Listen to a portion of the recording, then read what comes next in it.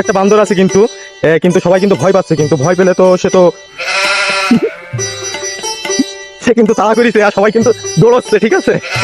আপনারা কিন্তু অনেকেই এই সিঁড়িটা চেনেন, যেহেতু যারা এখানে এসেছে তারা কিন্তু মানে বন যদি ঘুরতে চায় তাদের কিন্তু এইভাবেই ঘুরতে হবে, যেহেতু এই বনের ভিতরে এর ভিতরে লোক কোনোটাই তো দেখলাম না, যেহেতু সিঁড়ি দিয়ে শুধু আমরা 4 জনই হেঁটে যাচ্ছিলাম।